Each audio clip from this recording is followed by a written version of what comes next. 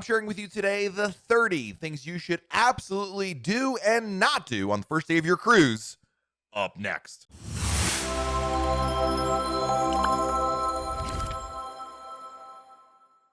Hey everyone, it's Matt from RoyalCaribbeanBlog.com. The first day of a Royal Caribbean cruise is really exciting. Your vacation just begun.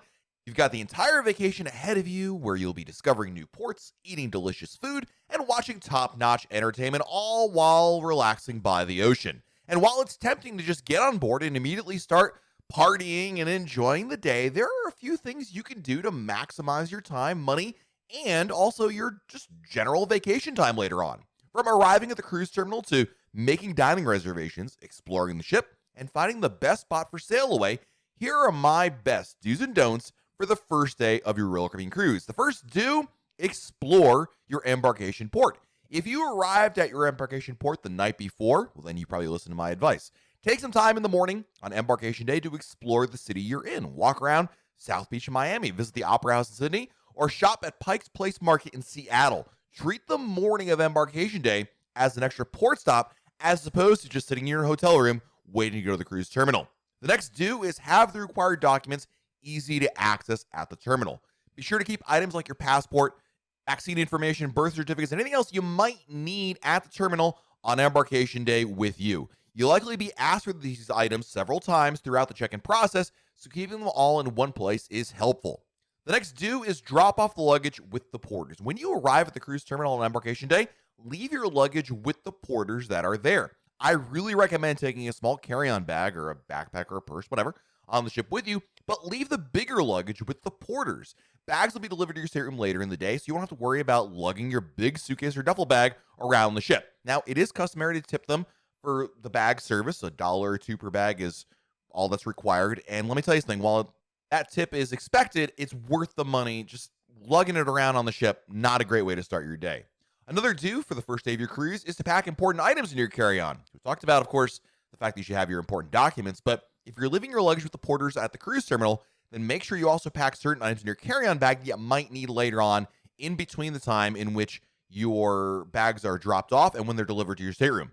Passports, money, credit cards, medication, especially prescription medication, phone chargers, and all that should be packed in a carry-on bag to ensure you have access to these items in case there are delays with your other bags getting to your room. If you have an early dinner and you're worried about maybe not having enough time to get ready, you might even consider packing your first night's outfit in your carry-on bag. Another do is to definitely bring wine, soda, or water bottles on board. Royal Caribbean allows guests to bring up to 2 750 milliliter bottles of wine or champagne on board per stateroom. In addition to that, you can also bring up to 12 standard, these are 17-ounce, cans, bottles, or cartons of non-alcoholic beverages like soda or water per stateroom. Be sure to keep these beverages with you in the cruise terminal instead of packing them in the luggage when you give those to the porters.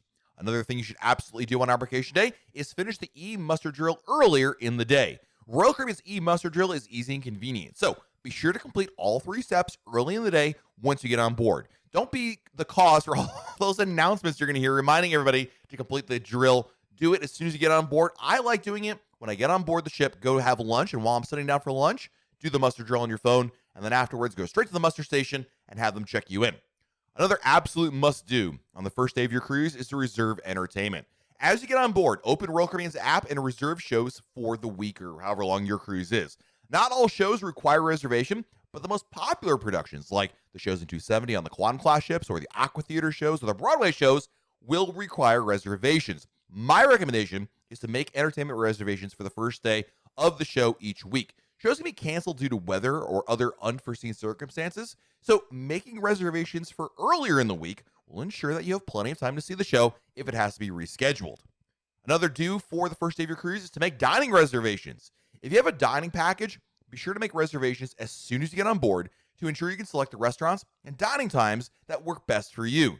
You don't have to visit every individual specialty restaurant to make reservations, as the crew members at one restaurant can make reservations for other restaurants on board. The only exception to this can be, in some cases, Izumi Hibachi. The reservations for hibachi can only be made at Izumi, so it's a good idea to head there for dining reservations. Another do for the first day of your cruise, pack a swimsuit. Yeah, especially, and put it in your carry-on bag.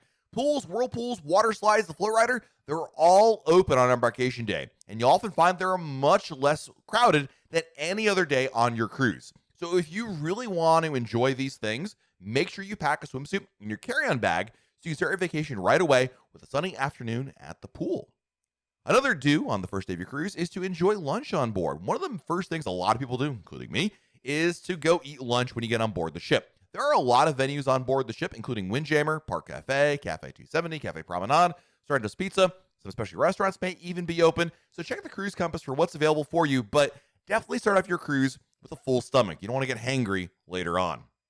Also, you're going to want to stop by the main dining room to confirm your reservations. While exploring the ship on embarkation day, be sure to head to the main dining room to confirm your dining reservations and table. If you'd prefer to have your own table but are seated at a table with other passengers, well, this is the time to ask the staff if you can be accommodated with that request. If you have a dietary restriction that you inform Royal Caribbean of in advance, just be sure to double check that and make sure the request has been received. Again, talking to the head waiter in the main dining room, who's usually there in the afternoon on the first day of the cruise, is your best bet. Speaking of people that's really important to meet on the first day of your cruise, the stateroom attendant is on the list. Yeah, your stateroom attendant will visit your cabin twice a day for housekeeping service, and it's recommended that you meet your stateroom attendant on the first day so they can introduce themselves. At this point, the stateroom attendant will also make sure that, take any special requests you might have. Stateroom attendants will go door to door to try to meet everyone in the cabins they service on embarkation day, so take a minute and say hello. While you're in your cabin, maybe waiting for your stateroom attendant, that takes us to our next must-do on embarkation day, and that is to check your cabin. Once cabins are ready, do a quick check to make sure everything is working properly. Test the lights, outlets, the TV, etc. If you need beds separated or have any additional preferences, again, let your stateroom attendant know about that. Next up, walk around the ship. Taking some time to explore the ship on embarkation day can give you a better sense of what's available on board and where everything's located. Exploring the ship will probably come naturally throughout the day as you make your way to and from your cabin, the pool deck, lunch, entertainment, shows, etc. But it's a really good idea to get your bearings and understand where each place is on the ship, knowing where the solarium is versus the Windjammer versus Central Park versus the Royal Promenade versus the Centrum. So that way you can get your bearings and understand where things are, and maybe you might even discover something you didn't know was on board your ship. Another really important thing to do on embarkation day, if you have kids, is to register them for Adventure Ocean. Adventure Ocean holds an open house on embarkation day where you can explore the facilities and sign your kids up for it. It only takes a few minutes to register for Adventure Ocean, so it's a really good idea if you aren't sure that your kids will attend to do it anyway, just in case. Plus, sending your kids to Adventure Ocean on the first day of the cruise will allow them to make friends right away, as the first day is a prime time for making new friends on board because everyone's new and doesn't know anybody. Another must-do for your first day of your cruise is to, unpack. Once your luggage is delivered to your stateroom, it's a really good idea at this point to unpack your belongings. While you really could just live out of a suitcase all week and, you could do that. Some people actually prefer to do that. I think it makes a lot of sense to unpack clothes and other personal items in your stateroom's closets and drawers to help you maybe feel like you're at home, so to speak, in your cabin. If you have special dressier clothes like a suit or a dress, well, obviously putting them up on hangers can really make a big difference. Also, you know what? You're on vacation. We got to talk about something really important for the first day of your cruise. Enjoy an embarkation day drink. It is a must-do to have a first drink on board. Nothing screams cruise vacation quite like a tropical cocktail by the pool, and that's exactly what you should do on the first day of your cruise. After you have lunch on board, head to one of the many bars on your cruise ship, order a cocktail or a mocktail, and get your vacation off to a fantastic start. Also, find the best sailaway spot for the first day of your cruise. Each class of Royal Caribbean cruise ship differs in layout and design, so be sure to scope out the best sailaway spot on embarkation day to ensure that you have the best views of your ship leaving port when that occurs later on in the day. Some of my favorite spots for sailaway: if you're on a Vision class ship, deck 10 forward. If you're on a Radiance, Voyager, or Freedom class ship, the helicopter pad is where you want to be. And if you're on a Quantum or Oasis class ship, the Solarium bridge wings are a really good idea. Another definite do for the first day of your cruise is take time to relax. We talked a lot about things you got to walk around and do this and get that done and check that thing off. But you know what?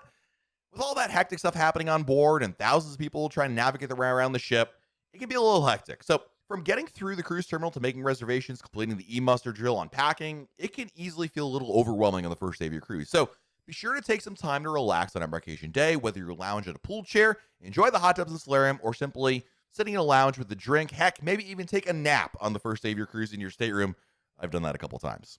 Also, be sure to order multiple items in the main dining room on the first day of your cruise. One of the top tips for the main dining room on a Royal Caribbean cruise is that you can order as much as you like. If you're having trouble deciding between appetizers, main courses, or desserts on the first day of your cruise, order multiple items. After all, why choose between the key lime pie and chocolate hazelnut cake when you can have them both? First day of your cruise is also a really good idea to sign up for onboard activities. While most onboard activities do not require making a reservation in advance, there are some that do require reservations, such as Ripcord by iFly, North Star, Zone Zero, and the escape rooms. Open the Royal Caribbean app on embarkation day and make reservations for these activities to ensure that the date and time works into your schedule. Ripcord by iFly and North Star both offer complimentary and extra cost options. So if you don't want to pay for these activities, it's really important to make the reservations for the free ones ASAP. Next up, take a spa tour. The Vitality Spa offers tours of their facilities on embarkation day, which can be a nice way to see what the spa has to offer and learn more about which treatments are available. This can also be a really good time to confirm your existing reservations at the spa or book a new one. And download the Royal Caribbean app. Boy, this is super important. I would say you should do this before the cruise, but if you forgot to do it, well, then download the Royal Caribbean app because it's a really useful tool on your cruise, as this is where you'll find the list of daily activities, your billing information, deck maps, and more. Having the Royal Caribbean app downloaded on your phone in prep for the first day of your cruise is really what you should do, so that way you don't waste any more time on board doing that. All right, we talked about all the do's. What are some things you should absolutely not do on the first day of your cruise? Number one, don't fly the same day of your cruise. One of the most critical things not to do is to fly to your cruise port the same day as your cruise. Unexpected delays, misconnections, cancellations are all too common in air travel these days. So arrive the day before your cruise to allow yourself for extra wiggle room. Number two, don't arrive at the port before your check-in time. While it is hit or miss whether the departure port strictly adheres to the scheduled check-in time that you got online before your cruise, it's still a good idea to show up to the port at your scheduled check-in time. If your check-in is 12 p.m. and you arrive at 11:15, you'll probably be allowed to board. But if your check-in time is until 2 p.m. and you arrive at 10 a.m., well, you might have to wait around a while. So try your best to stick to it. Next up, don't go to guest services on the first day. Boy, if you can avoid it at all, just don't go near guest services on the first day of your cruise, because guest services is really helpful in terms of answering questions throughout the cruise. But the first day, it's always a zoo over there because there's a lot of first-time cruisers who are asking basic questions, and actually some that have legit issues, their key doesn't work or something like that. But it's always super busy. So it's best to save any questions for the second day of your cruise, or go to guest services during less busy times like during dinner. Another really important don't do is only consider the Windjammer for lunch. While the Windjammer buffet offers really almost endless choices, it can be really busy for embarkation day lunch. Consider skipping the crowds and eating at another venue like Park Cafe or even Sorrento's. If you're hoping for a more relaxed feel to embarkation day, well, maybe have a lunch at a specialty restaurant, but the buffet can just be a little too busy sometimes, especially if you don't get on board the ship until maybe afternoon or so. Another really important don't do on the first day of your cruise is leave your phone service on. Remember to put your phone on airplane mode before sail away. Even if you have international service, it's most likely doesn't count on cruise ships with your phone plan. Avoid extremely high phone bills later by placing your phone into airplane mode. Also, it's really important not to try to do everything. It can be really tempting to pack the first day of your cruise with activities. You want to see and do everything you've heard about here on our YouTube channel. And there's so many fun things to do on a cruise, from watching Broadway musicals to indoor skydiving, bumper cars, zip lining, surf simulators, mini golf, and more. But don't try to do everything on the first day. Remember, you can spread out activities throughout the cruise. You're on board to relax, and after all, so don't make yourself feel exhausted by trying to fit it all in one day. My last don't for your first day of your cruise is don't wait to book shore excursions.